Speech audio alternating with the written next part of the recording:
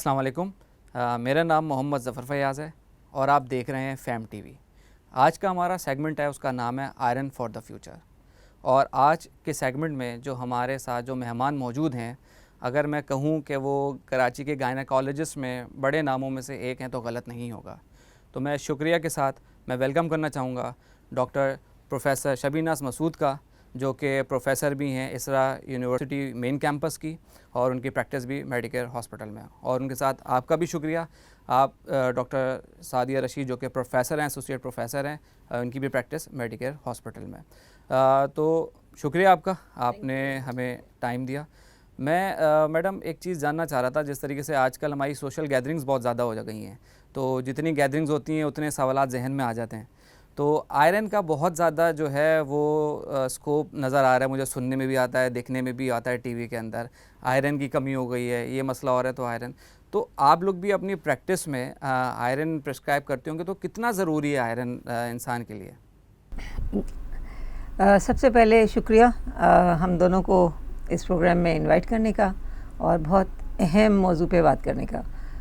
अब आप कहते हैं कि आयरन कितना ज़रूरी है, तो यूँ समझ लीजिए कि आयरन एक तरह से ज़िंदगी है, क्योंकि आयरन ही वो एलिमेंट है, वो जुज़ है जो हमारे जिस्म के अंदर ऑक्सीजन लेके जिस्म के तमाम खलियों को जाता है। तो ऑक्सीजन ज़िंदगी है, अगर ऑक्सीजन नहीं मिलेगी तो दिमाग कैसे चलेगा, दिल कैसे चलेगा, बाकी दीगर निज़ाम कैसे चलेंगे। तो इसलिए आयरन की बात इतनी हो रही है। दूसरी बात यह है कि एक हमारा मुल्क है, अब तरक्की पजीर कहें क्या कहें इसको, यहाँ जो भी कह लें आप इसको, ख़ातून जो है वो अपने पुराने ही हिसाब में बैठी हुई है। तो हमारे पास कहने को तो ये कि 50-60% आयरन डेफिशिएंसी एनीमिया है, मगर आप ज़मीनी हक़ाइक़ देखें तो 84 से ज़्यादा % औरतें शदीद एनीमिक हैं, शदीद यानी कि माइल्डली एनीमिक हैं। हम उसको अगर मुकाबला करें अपने पड़ोसी जिसके हम बहुत दम भरते हैं, चाइना से, तो कुछ स्टडीज़ आई जिसमें उन्होंने कहा कि 17% वहाँ आयरन डेफिशिएंसी एनीमिया है। तो सोचते हैं कि आयरन दे के ना दें, हमारे पास ना दें का तो कोई सवाल ही नहीं। सही बात है। तो मैडम हमें डेली रूटीन में कितना आयरन लेना चाहिए, या फिर ऐसे कौन से ग़िज़ाइयत है जो कि हमें डेली रूटीन में लेना चाहिए, जिससे हमारी जो आयरन की कमी है जो कि हो गई है उसको हम पूरा कर सकते हैं, अगर हम कोई मेडिकेशन ना लें, या फिर अगर साथ ले रहे हैं तो क्या लें हम? ग़िज़ा के तौर पे अगर देखा जाए तो उसके अंदर जो है वो सबसे पहले तो रेड मीट है, ठीक है। इसके अलावा जो है वो ऑर्गन मीट भी कहा जाता है, जिस तरह कलेजी है उसमें बहुत ज़्यादा होता है, ठीक है।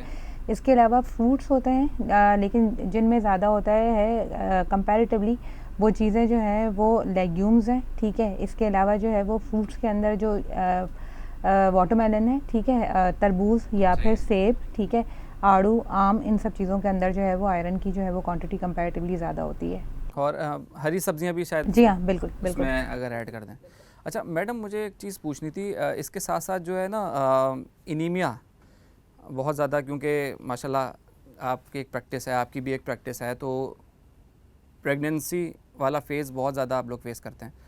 तो एनीमिया पेशेंट जो हैं आपके पास आते हैं, तो उसका क्या क्राइटेरिया है, HB लेवल, कितना हीमोग्लोबिन लेवल जो हम बात करते हैं उसका क्या लेवल है, कि पेशेंट इस लेवल से नीचे है तो वो एनीमिक पेशेंट कहलाएगा, उसकी क्या ट्रीटमेंट्स हैं, क्या सिम्टम्स, मुझे मतलब एक फ़ीमेल को क्या सिम्टम्स महसूस होंगे कि वो समझे कि घर बैठे यार मुझे इस तरह का कुछ हो रहा है?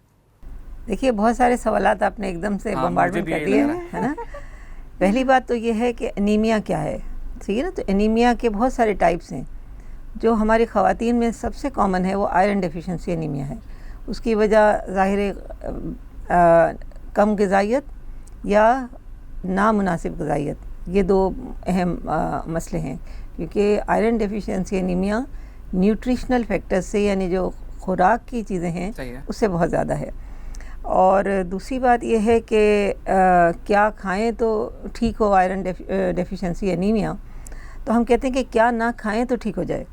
अच्छा, हम कहते हैं कि क्या ना खाएं तो ठीक हो जाए। अच्छा, ये हिसाब है। क्योंकि देखिए, दो तरह के आयरन है, जैसे डॉक्टर साहब ने भी बड़ा अच्छा बताया, डॉक्टर सादिया ने जो बताया कि हमारे पास दो तरह के आयरन है, एक हीम आयरन है और एक नॉन हीम आयरन है, ठीक है। अच्छा, हीम आयरन वो है जो हमें अंडे, गोश्त, मछली, मुर्गी इससे मिलता है, यानी कि एनिमल प्रोटीन से मिलता है। और नॉन हीम आयरन वो है जो हमें प्लांट सोर्स से, सब्जियां हैं जैसे बड़ा अच्छा अभी बताया डॉक्टर साहब ने, पालक है और बाकी लेग्यूम्स, बीन्स, ये सब उससे मिलता है। तो हीम और नॉन हीम आयरन जैसे आप कहें कि डिवीजन से। अब हमारे यहाँ जब हम हीम आयरन खाते हैं यानी अंडा, गोश्त, मछली, मुर्गी, तो उसके साथ इतना सारा वो बर्गर में वो लगा के खाते हैं, ठीक है। और हमारी औरतें क्या खाती हैं, पंजीरियाँ खाती हैं, जो कि हाई इन फैटी प्रोटीन्स होते हैं, उसमें आयरन भी होता है, जैसे कि बादाम में, अखरोट में आयरन भी है, मगर उसको घी में भून के उसका हल टाइट कर देती हैं। और ये मिस भी ये देखा है कि डिलीवरी के बाद जो है जितनी भी वालदाएं हैं वो दे रही होती हैं अपनी बेटियों को, या अगर सास से दोस्ती है तो सास भी दे देती कभी कभी।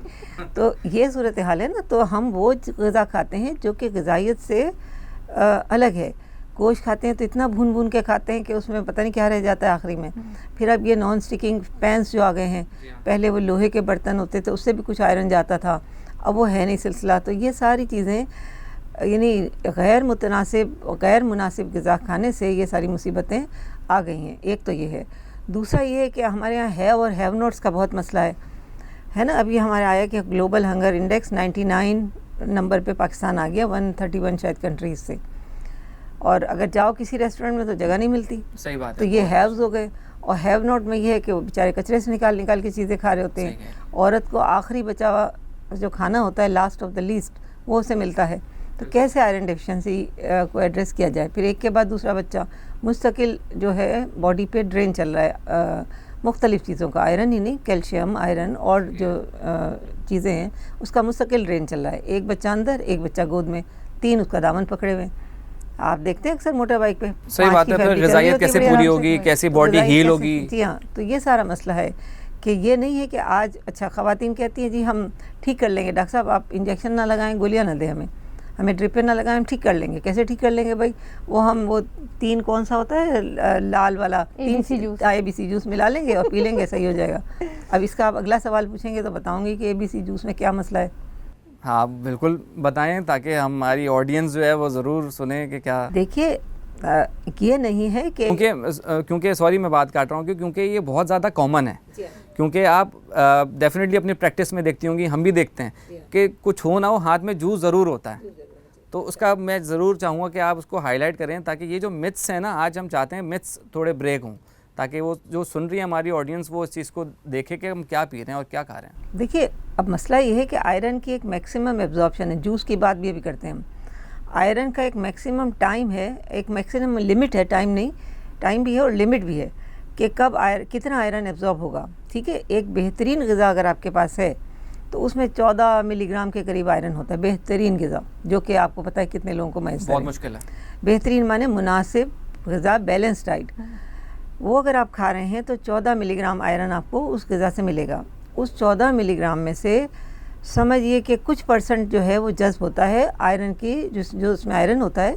ये नहीं होता कि 14 मिलीग्राम 14 का 14 बॉडी में चला गया, ये नहीं होता।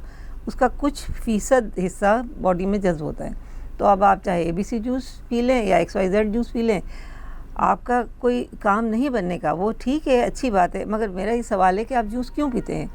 भाई दांत सलामत है, आँत सलामत है, क्यों जूस पीना है? खा सकते हैं क्योंकि जी हाँ, खाएँ फ्रूट, ताकि उससे और भी फ़वाइद मिले ना। मगर मसला ये हो जाता है कि जब आप जूस पीते हैं तो आपकी ब्लड शुगर जो है एकदम से रेज़ होती है, क्योंकि उस जूस को कोई आंतों को मेहनत नहीं करनी पड़ती कि वो जूस एब्जॉर्ब हो। तो क्या होता है, फ़ौरन एब्जॉर्ब हो जाता है। जब वो फ़ौरन एब्जॉर्ब हो जाता है तो ग्लूकोज का सर्ज होता है, ग्लूकोज बहुत तेज़ हो जाता है। जब ग्लूकोज तेज़ होता है उधर से इंसुलिन निकलती है। सही है। तो ये सारी जो साइकिल है ना, जूस सिर्फ उनको पीना चाहिए जो बीमार हैं, जिनके दांत में कोई मसला है, आंतों में कोई मसला है, वो जूस पिएं। तो आप जूस पिएंगे, इंसुलिन निकलेगी, मज़ीद खाएंगे, फिर मोटे होते जाएंगे। तो मोटा होना और आयरन डेफिशिएंसी ना होना, ये 2 अलग-अलग बातें हैं। मोटापे का जहाँ तक ताल्लुक़ है तो 62 से 70% हमारी कौम मोटी है, मगर उसके बाद 84% एनीमिक भी हैं। तो मोटापे का एनीमिया से ताल्लुक़ नहीं है। आसानी की तरफ चले गए हम, आसानी की तरफ चले गए, क्यों ना करना पड़े फ्रूट लेके वो सोचे नहीं, आसानी नहीं है, मिथ्स है ये, आसानी नहीं है, मिथ्स है कि जूस पी लें सही हो जाएंगे। भाई सही तो हो जाएंगे, मगर आपको ये कंटिन्यूसली कोई ना कोई आयरन की सप्लीमेंट लेनी है, ख़ास तौर से अगर वो औरत प्रेग्नेंट है, क्योंकि कंटिन्यूसली बच्चे को जा रहा है ना आयरन। ये तो नहीं है, वैसी बढ़ जाती है, वैसी भी रिक्वायरमेंट आपको तकरीबन 1000 मिलीग्राम एक्स्ट्रा चाहिए होता है। चलो 1000 ना सही तो 800 समथिंग तो चाहिए ही होता है एक प्रेगनेंसी में। नहीं, एक pregnancy pregnancy एक में। प्रेगनेंसी। तो अब ये सारा जमा करने के लिए आपने 4 दिन जूस पी लिया, 4 हफ्ते जूस पी लिया, तो दैट इज़ नॉट इनफ। सही एक बात है। सप्लीमेंटल हो सकता है, मगर एक कंटिन्यूस आयरन थोड़ा बहुत चाहिए होता है। शुक्रिया आपके इनपुट्स का। अच्छा मैडम, मैं ये जानना चाह रहा था कि एक फ़ीमेल है जो कि यंग वुमेन है, जो कि उसकी शादी हुई और वो प्रेगनेंसी की फ़ेज़ में गई, उसको कौन सी ऐसी डाइट के साथ है, जिस तरीके से मैडम ने बहुत ज़्यादा अच्छा ब्रीफ किया, डाइट तो हो गई, और फीमेल हमारे यहाँ भी ये मसला है कि आखिर में ख़वातीनों को खाना मिलता है जो रह जाता है, क्यों फैमिली को पहले फीड कराना होता है, उसके बाद वो कुछ बच जी गया तो हाँ। हमने खा ली। तो जो वो वुमेन जो कि प्रेगनेंसी की फ़ेज़ में आ चुकी है, तो वो अपनी हेल्थ का ख्याल कैसे रखे, क्योंकि रिक्वायरमेंट बढ़ी हुई है, बच्चे का भी ख्याल रखना है, डेली रूटीन भी फॉलो करने हैं, तो ऐसे कौन से एक्टिविटीज़ हैं जो कि उसको परफॉर्म करें, प्लस अगर वो एनीमिक हो गई है तो जो उसके सिम्टम्स आ रहे हैं तो उस पर बॉडी पे क्या इफेक्ट आ सकता है, बच्चे पे क्या इफेक्ट आ सकता है, इसका थोड़ा सा मुझे। ठीक है, देखें, सबसे पहले तो ये कि जैसे आपने पहले एक दफ़ा सवाल किया डॉक्टर शबीन से, उसके अंदर यही था कि जो है ना वो अगर एनीमिया है तो किसको एनीमिया कहते हैं, तो वो यही कि अगर हीमोग्लोबिन लेवल्स अगर लेस देन 11 आते हैं, प्रेग्नेंट अगर औरत है तो उसके लिए लेस देन 11 जो है वो क्राइटेरिया है, वरना अगर आम लोगों के लिए, अगर नॉन प्रेग्नेंट फीमेल्स के लिए देखा जाए तो वो 12 तक होता है, लेकिन अगर प्रेग्नेंट फीमेल के अंदर अगर हीमोग्लोबिन लेस देन 11 आता है तो उसको हम एनीमिया कहते हैं। अब एनीमिया के इफ़ेक्ट क्या आएंगे और कितना सिवियर एनीमिया है और क्या चीज़ें हैं, वो डिपेंड करता है कि क्या टाइप ऑफ एनीमिया है। जैसे डॉक्टर शबीन ने डिस्कस किया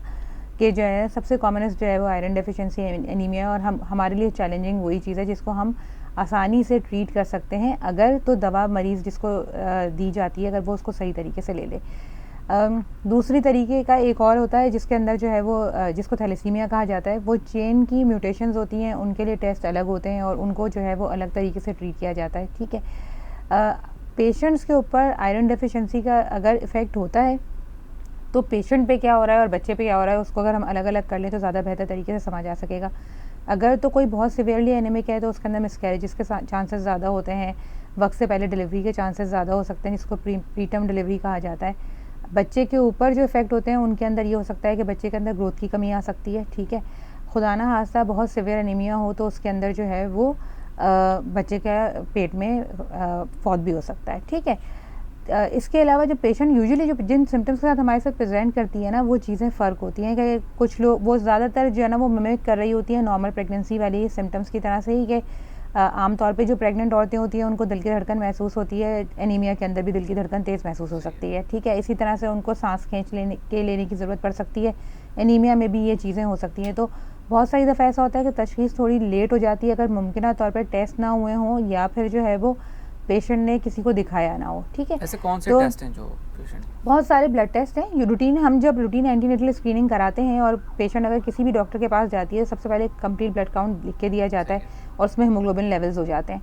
अगर तो हीमोग्लोबिन लेवल कम आते हैं तो उनको देखने के बाद, सीबीसी की रिपोर्ट को देखने के बाद और टेस्ट तशख़ीस किए जाते हैं। आयरन डेफिशिएंसी के और टेस्ट होते हैं जिनके अंदर सीरम फेरेटिन या टोटल आयरन बाइंडिंग कैपेसिटी, ये टेस्ट किए जाते हैं। इसके अलावा जो है वो जो थैलेसीमिया को रूल आउट करने के लिए होते हैं वो हीमोग्लोबिन इलेक्ट्रोफोरेसिस होता है, ये टेस्ट किए जाते हैं। सही है। अच्छा, और मुझे ये जानना था कि हमारी एक बड़ी मिथ है, घर में भी मैं सुनता हूँ और अमूमन जब वही सोशल गैदरिंग वाली जो मैंने बात की, सुनते हैं कि वो आयरन लेंगे तो ब्लैक स्टूल होगा, कॉन्स्टिपेशन हो जाएगा, बच्चे का कलर जो है वो काला हो जाएगा आयरन लेने, तो ये क्या है? देखें, यूजुअली जो है ना वो क्योंकि जो है वो ओरल आयरन जो भी देते हैं उनके कुछ ना कुछ जो है वो साइड इफ़ेक्ट्स होते हैं। ठीक है, उसके अंदर मैदे में तेज़ाबियत का ज़्यादा होना या ब्लैक स्टूल होना, ये जो है वो माइल्ड सिम्टम्स हैं जिनके साथ जो है माइल्ड जो है ना वो कॉम्प्लिकेशंस हैं जिनके साथ जो है वो पेशेंट प्रेजेंट कर सकता है, ये नॉर्मल चीज़ें। लेकिन जो ये चीज़ है, हम पेशेंट को इसी तरह से समझाते हैं कि अगर पेशेंट ये कहते हैं कि अगर आयरन खाने से बच्चा काला हो जाएगा तो सबसे पहले तो उनका खून काला होना चाहिए। जब खून काला नहीं होता और खून में वो गोली जाने के बाद खून लाल रहता है तो फिर जो है ना वो चांसेस ये नहीं है कि बच्चा काला हो सकता है। अमूमन सिम्टम्स जो हैं, अगर आयरन का कोई पेशेंट ले रहा है आयरन, तो जो साइड इफ़ेक्ट्स आ रहे हैं तो सिर्फ यही है या फिर और भी कुछ पेशेंट महसूस कर सकता है अगर कोई आयरन ले रहा है? नहीं, यूजुअली कॉमनली सिम्टम्स यही हैं। अगर या तो पेशेंट को इंडाइजेशन हो रही होती है, उनको एब्जॉर्ब नहीं हो रहा होता, ज़्यादातर लोगों को तेज़ाबियत हो रही होती है या कॉन्स्टिपेशन हो रहा होता है। ठीक है, अगर ये चीज़ें हो रही होती हैं और पेशेंट अगर अवॉइड कर रहा होता है ये लेने के लिए, तो कभी कभी ऐसा होता है कि हीमोग्लोबिन रेज नहीं हो रहा, तो उनको फिर इंजेक्शन आयरन देने की ज़रूरत पड़ती है। मैडम, मैं जानना चाह रहा था, माशाल्लाह से आपका एक अच्छा एक्सपीरियंस है। मैं ये चाह रहा था कि आज हमारे सेगमेंट से कुछ ऐसे मिथ्स ब्रेक हों जो कि हमारे घर में जो बैठी हमारी ख़वातीन हैं जो सुन रही हैं, तो उसमें आयरन को लेके जो मिथ्स हैं, जिस तरीके से मैंने बच्चा काला हो जाए आयरन लेने से तो वो विड्रॉल रेट की तरफ चली जाती हैं, लेते नहीं हैं, ब्लैक स्टूल आ गया, मल्टीपल और भी कुछ आयरन से रिलेटेड जो मिथ्स हों जो कि आवाम जो हमारी जो ख़वातीन हमारे घर में बैठी हुई जो सुनना चाहे, तो मैं चाहूँगा कि आप अपने एक्सपीरियंस। देखिए, एक सबसे पहली जो अहम मैसेज है लोगों के लिए वो ये है कि शुरू के जो 3 महीने होते हैं ना प्रेगनेंसी के, उसमें किसी किस्म की आयरन, कैल्शियम, ये वो जब तक कि बेहद ज़रूरत नहीं है न लें। जो दवा लेनी है बहुत ज़रूरी है तो लें, सिवाय फॉलिक एसिड के। ठीक है, एक तो ये बात हो गई। और सॉरी, मैं अगर बीच में अपनी नॉलेज के जानना चाहूँ कि क्यों ऐसा क्यों है? इसलिए कि बच्चा जो है 0 से 8 वीक्स जब होते हैं ना, तो इसको कहते हैं पीरियड ऑफ रैपिड ऑर्गेनोजेनेसिस। बहुत तेज़ी से आज़ा बन रहे होते हैं, तकरीबन बच्चा 8 हफ्ते में बन जाता है। बहुत अगर कुछ चीज़ बननी होती है तो 12 हफ्ते तक बनती है। तो ये इसमें कोई भी आप बाहर का एलिमेंट दवा की सूरत में इंट्रोड्यूस करते हैं जिसकी ज़रूरत नहीं है उसको, तो ये सही नहीं है। तो सिवाय फॉलिक एसिड के, क्योंकि फॉलिक एसिड बच्चे के नशो नमा में हेल्प करती है और उसकी एबनॉर्मलिटीज़ को यानी रोकती है। तो इसलिए फॉलिक एसिड 5 मिलीग्राम की एक टैबलेट हमारी औरतों को ज़रूरी है 3 महीने पहले प्रेगनेंसी प्लान अगर कोई करता है तो, और 3 महीने बाद। एक तो ये बात हो गई। दूसरी बात ये है कि औरतें क्या करती हैं कि आयरन की टैबलेट ली, कैल्शियम ली, बी कॉम्प्लेक्स ली, सब एक साथ फाँक ली, सुबह नाश्ते के बाद के फिर याद नहीं रहेगा। हाँ, ये भी है। ये एक है ना मसला, रूटीन का मसला। रूटीन का मसला। अब इसमें यह है कि चूँकि हम नाश्ते में आमतौर से चाय या ब्रेड लेते हैं या रोटी लेते हैं आटे की बनी हुई, तो जो ब्रेड और चाय में जो अज्जा हैं, जैसे फाइटिक एसिड ब्रेड में होती है, चाय में टैनिक एसिड होती है या कैफीन होती है, तो ये आयरन को एब्जॉर्ब नहीं होने देती। तो उसका नतीजा होता है कि बिल्कुल ब्लैक स्टूल पास हो रहे होते हैं या आयरन एब्जॉर्ब ही नहीं होती है, और वो समझते हैं कि हमने तो आयरन खा ली। यानी जब हम ले रहे हो आयरन तो हमें ख्याल रखना चाहिए कि हम चाय का जो सुबह के गैप नाश्ते ले में रहे ना हैं नहीं लें, और अगर हम ले रहे हैं तो थोड़ा गैप के बाद आयरन लें। बेहतर है कि दोपहर खाने से पहले लें। अच्छा। बहुत सी आयरन की प्रिपरेशन खाने से पहले एडवाइजेबल है। चंद एक ऐसी हैं जो कहते हैं कि खाने के बाद लें या खाने के साथ लें, मगर 90% of iron preparations they are advised कि इनको ये मशवरा दिया जाता है कि खाने से आधे घंटे 15 मिनट पहले ले लें या खाने के साथ लें। ठीक है, दोपहर खाने के, अगर आप 4 रोटियां डबल रोटियां नहीं खा रहे हैं उस खाने में, सही है, तो चाय, डबल रोटी, और फिर ये जो तेज़ाबियत का बड़ा मसला होता है ना प्रेगनेंसी में, अभी जैसे डॉक्टर सादिया ने बताया, तो तेज़ाबियत की वजह से वो क्या करती हैं कि वो एंटासिड लेती रहती है ना, बहुत सारे एंटासिड बाजार में है तो वो लेती रहती हैं। तो जब एंटासिड लेंगी और साथ में आयरन लेंगी, आयरन हरगिज़ नहीं एब्जॉर्ब होगा। ये भी मसला है। दूसरी बात ये है कि आयरन अक्सर औरतें दूध के साथ ले लेती हैं कि जी चलो दूध के साथ ले लें, ज़रा सीने पे जलन कम होगी, ज़रा गैस्ट्रिक प्रॉब्लम्स कम होगी तो दूध के साथ ले लें। तो आम तौर से एक ब्रॉडर अगर हम जुमला बोलें तो ये है कि एलोपैथी की बेशतर मेडिसिन दूध के साथ नहीं लेनी होती है, क्योंकि वो दूध के साथ लपट के निकल लेती है बाहर, समझे। तो ये 2-3 बातें हैं जो बहुत ज़रूरी हैं हमारे डॉक्टर्स को भी बताना, हमारे पेशेंट्स को ख़ास तौर से बताना, हमारी औरतों को बताना, उनकी फैमिलीज़ को बताना कि एक साथ सब चीज़ें ना फाँकें। फिर दूसरी बात ये कि जो कैल्शियम वाली चीज़ें होती है ना, तो जैसे कैल्शियम की गोली है, अगर कैल्शियम की गोली आयरन के साथ ले ली तो कैल्शियम भी अक्सर आयरन को बाइंड कर लेती है और वो पखाने के रास्ते निकल लेती है, तो उसका फ़ायदा नहीं आयरन का। ठीक है, और ये जो बात है कि ब्लैक स्टूल्स हो रहे हैं, तो अगर ब्लैक स्टूल्स हो रहे हैं तो ऑल्टरनेट डेज पे कर लें। अगर ये सारी चीज़ें आपने हटा दी कि चाय के साथ नहीं लिया, डबल रोटी के साथ नहीं लिया, कैल्शियम के साथ नहीं लिया, एंटासिड्स के साथ जो तेज़ाबियत वाली दवाएं उसके साथ नहीं लिया, गैस की जो दवाएं होती है उनके साथ नहीं लेना है, और फिर भी ब्लैक स्टूल हो रहे हैं तो एक दिन छोड़ के कर दें। हो सकता है कि इतनी आयरन की ज़रूरत ना हो, और एक दिन छोड़ के करने के बाद भी ब्लैक स्टूल्स आ रहे हैं तो फिर प्रिपरेशन को चेंज कर दें। जैसे फेरस सल्फेट है, अगर ब्लैक स्टूल्स आ रहे हैं तो कोई और आयरन की प्रिपरेशन यूज़ कर लें। बहुत सारी प्रिपरेशन हैं, तो इस तरह से है। और दूसरी आपने क्या बात बोली थी कि एक तो मिथ्स है, ये वाला मिथ, और दूसरा वो काला बच्चा होने वाला मिथ, वो अभी डॉक्टर सादिया ने बड़ा अच्छा बता दिया। काफ़ी ज़्यादा कंसर्न होता है ये काला बच्चा, और दूसरा ये मिथ है कि बच्चा मोटा हो जाएगा तो नॉर्मल डिलीवरी नहीं हो पाएगी। हाँ, ये भी ठीक है, ये एक बड़ा मसला है। तो क्या करती हैं औरतें अपने आप ही अपने तय, जब 3rd ट्राइमेस्टर में यानी 7वें 8वें महीने में पहुँचती हैं तो कैल्शियम भी बंद कर लेती हैं, आयरन भी बंद कर लेती हैं, हर चीज़ बंद कर लेती हैं। क्या वजह है? और वो इसीलिए कि बच्चा मोटा हो जाएगा। अच्छा। सही है। अब बच्चा अगर मोटा तो नहीं होता, एक तो पहली बात ये है। दूसरी बात ये है कि उस वक्त मैक्सिमम बच्चे को ज़रूरत होती है माँ की तरफ से ग़िज़ाइयत की, और इनमें ये जो एलिमेंट्स हैं आयरन, कैल्शियम, बी कॉम्प्लेक्स, इसकी भी मैक्सिमम, ख़ास तौर से आयरन और कैल्शियम की मैक्सिमम ज़रूरत होती है। तो वो क्या करती हैं कि वो सब कुछ रोक के बैठ जाती हैं कि बच्चा मोटा हो जाएगा तो सीधर हो जाएगा, हमारा ऑपरेशन से डिलीवरी हो जाएगी। तो भाई बच्चा मोटा कैसे हो सकता है, कैल्शियम आयरन से बच्चा मोटा कैसे हो सकता है, समझ रहे ना। तो ये एक मिथ की वजह से लोग जो हैं आखिरी वक्त में, जब सबसे ज़्यादा माँ को ज़रूरत है, क्योंकि देखिए आयरन की ज़रूरत जो अगर हम पहले 3 महीने, दूसरे 3 महीने और आखिरी 3 महीने, प्रेगनेंसी को 3 हिस्सों में हम डिवाइड करते हैं ना आमतौर से, first trimester, second trimester, third trimester.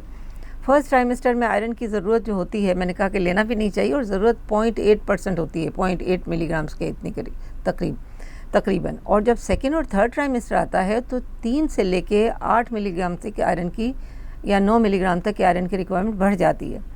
3 milligram से तकरीबन 8-9 मिलीग्राम्स पर डे रिक्वायरमेंट बढ़ जाती है। तो जब अगर इतनी रिक्वायरमेंट बढ़ रही है और उधर आपने रोक दिया तो क्या होगा। फिर वो भी बात मैंने आपको बताई कि एक डाइट आप खाएंगे जो बेहतरीन ग़िज़ा है, जिसमें आयरन 14 मिलीग्राम है, उसमें से 4 मिलीग्राम डाइट से एब्जॉर्ब होता है, बाकी तो निकल लेता है। तो ये नहीं कि आज मैंने बहुत अच्छा खाना खा लिया तो बस आयरन मेरा हो गया। दूसरी बात ये कि हीम और नॉन हीम की जो मैंने बात बताई थी कि एक हीम आयरन है, एक नॉन हीम आयरन है। हीम आयरन वो है जो गोश्त, अंडा, मछली, मुर्गी, इससे होता है।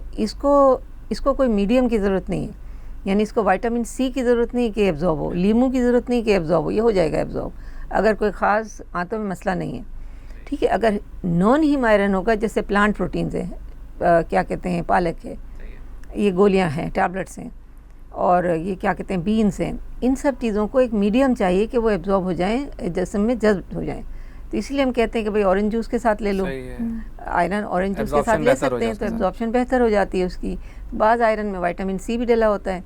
कुछ ख़वातीन हमारी ये करती हैं कि खाली आयरन खाई चली जाती हैं, फॉलिक एसिड साथ में नहीं लेती, और ख़ास तौर से ये वो औरतें जो कि आयरन इंजेक्टेबल लगाती हैं, उनको फॉलिक एसिड लाजमी लेना है, वरना वो आयरन काम ही नहीं आएगा।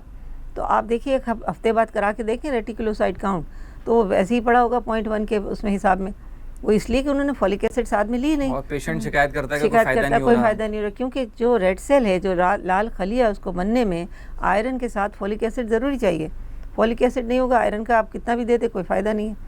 एक और बात, जो तीसरा मिथ है, जो बहुत इंपॉर्टेंट मिथ है, वो कहती हैं कि कैप्सूल से तो सीने में जलन होती है, हमें शरबत दे दें, आयरन का शरबत दे दें, और बच्चों को भी आयरन की शरबत पिलाई चली जाती है। तो उसका नतीजा होता है कि बच्चों के दांत आपने देखे होंगे कत्ते कत्ते जैसे दांत होते हैं, वो इसीलिए होती हैं कि वो माएँ जो होती हैं ना फूड फैडिज्म का शिकार, तो वो आयरन सिरप देती रहती हैं खुद से। हमारे ख़ानदान में भी कुछ ऐसे नमूने हैं, और बच्चों के दांत बिल्कुल ब्राउन हो गए जैसे पान खाया हुआ बच्चा है।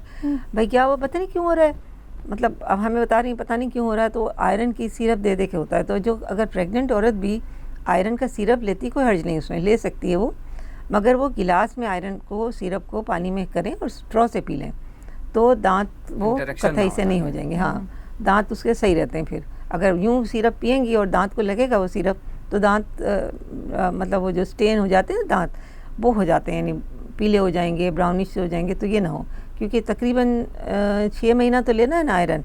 अगर पहले 3 महीने आपने छोड़ भी दिए तो दरमियान के और आखिरी के 3 महीने तो आयरन इतना तो लेना है ना। फिर बाद दफ़ा डिलीवरी के बाद तक लेना होता है, तो फिर ये कि पानी में मिला लें उस सिरप को और उसको स्ट्रॉ से पी लें। तो मैंने आज जो है 2 चीज़ें बड़ी इम्पॉर्टेंट सीखी हैं, और मैं चाहूँगा कि जो इस एपिसोड को देख रहा है तो ये ज़रूर करे कि जिस तरीके से मैडम ने बताया कि मिथ है कि भाई आखिर में हमारी नॉर्मल डिलीवरी के लिए हम अपनी डाइट छोड़ देते हैं, जिसमें सबसे ज़्यादा ज़रूरत है बच्चे को भी और माँ को भी, तो उसमें अपनी डाइट ना छोड़ें। और दूसरी चीज़ आयरन, मतलब माँ जो है बच्चे को भी या ख़ुद भी अगर पी रही है तो उसके अगर दांत इस तरह के हो रहे हैं, कलर चेंज हो रहा है, तो वो उसको पता नहीं चलेगा कि क्यों हो रहा है, लेकिन उसके पीछे साइंस ये होती है कि वो कहीं ना कहीं अपना आयरन का कलर तो छोड़ेगा। तो ये मेरे लिए भी लर्निंग है और आप लोगों के लिए भी है कि ये इन 2 चीज़ों का, और भी सारी चीज़ें जो कि मैडम ने हमारे साथ जो मौजूद हैं दोनों मैडम्स, उन्होंने डिस्कस की। इसी के साथ मैं बहुत बहुत शुक्रिया आपका, और आपने हमारे लिए टाइम निकाला, और हमारे जो लोग इस चैनल को, सेगमेंट को देख रहे हैं, इस सेगमेंट के तवज्जो से वो कुछ सीख लें, ये हमारा ऑब्जेक्टिव था। कुछ जो मिथ्स हैं आयरन को लेके, बच्चे को लेके, माँ को लेके, तो वो थोड़ा सा ब्रेक हो सके और एक आगाही हो सके कि आयरन जो है वो इतना क्यों ज़रूरी है, डेफिशिएंसी एनीमिया क्या है, क्या प्रोटोकॉल्स हैं, क्या डोजेज है, क्या गाइडलाइंस हैं। तो इसी के साथ मैं बहुत बहुत शुक्रिया आखिर में कहूँगा कि शुक्रिया आपने टाइम निकाला। आखिर में आखिरी दरख्वास्त के साथ मैं चाहूँगा कि कोई मैसेज देना चाहें हमारी जो ऑडियंस है जो देख रही है इस हवाले से, आयरन के डेफिशिएंसी के हवाले से, आजकल जो हमारा रूटीन हो गया है उस हवाले से कि अपना कैसे ख्याल रखें, बच्चों का जो आने वाली इस दुनिया में बच्चे उसका कैसे ख्याल रखें। तो कोई मैसेज? देखिए, जिस तरह डॉक्टर शबीन ने पहले ही बताया कि सबसे कॉमनेस्ट जो चीज़ हमारे पास जो आम तौर पे जो है वो, क्योंकि जो है वो खून की कमी की वजह जो है वो आयरन की डेफिशिएंसी है। तो लोगों के लिए मैसेज ये है कि जो प्रेग्नेंट ख़वातीन हैं वो बराए मेहरबानी जब 12 हफ़्ते प्रेगनेंसी हो जाए उसके बाद जो है वो कुछ ना कुछ आयरन की टेबलेट लें, क्योंकि हमारी जो ग़िज़ाई जो ज़रूरियात हैं वो सिर्फ़ और सिर्फ जो है वो खाने पीने की चीज़ों से आयरन की पूरी नहीं हो जाती हैं। ठीक है, तो जो दवाएं उनको बताई गई हैं बराए मेहरबानी उन दवाइयों को कंटिन्यू करें, और जो आखिरी के 3 माह हैं उनके अंदर जो है वो आयरन लेना लाजमी है, क्योंकि हम यूजुअली ये देखते हैं कि अगर हम किसी का हीमोग्लोबिन अगर कराते हैं 28 हफ्ते पे तो वो बहुत बेहतर आ जाता है और उसके बाद हम बड़े सुकून में आ जाते हैं कि हीमोग्लोबिन बड़ा अच्छा आ गया है।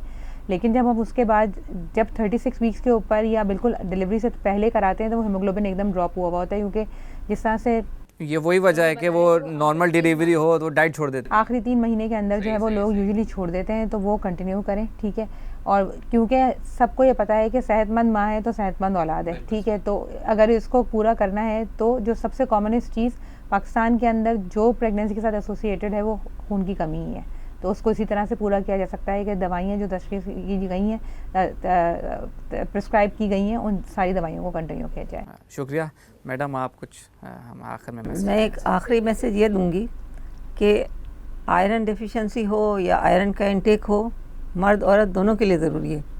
ठीक है ना, मर्द को आप ट्रीट करें, उसको भी आयरन डेफिशिएंसी हो सकती है, प्रेगनेंसी तो नहीं हो सकती, आयरन डेफिशिएंसी हो सकती है। तो आपने एक फ़र्द को ठीक कर दिया। अगर औरत की सेहत को आप ठीक रखेंगे तो आप कुंबे को सही रखेंगे। तो ये याद रखिए। तो अपनी औरतों का ख्याल रखिए प्लीज़।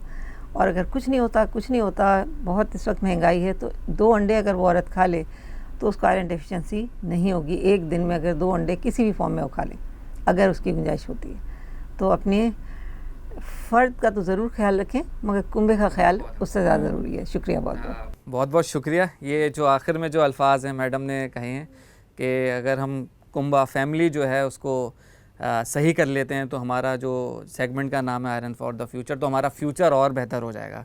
और इसी तरीके से अगर एक एक कुंबा करके हमारे मुल्क इसको सही होता रहा तो हमारा मुल्क इंशाल्लाह जो है आगे आगे चंद दिनों में, आगे आने वक्त में वो और बेहतर हो सकेगा, क्योंकि घराना है तो हम हैं। तो इसी के साथ बहुत बहुत शुक्रिया आपका, आपने टाइम निकाला।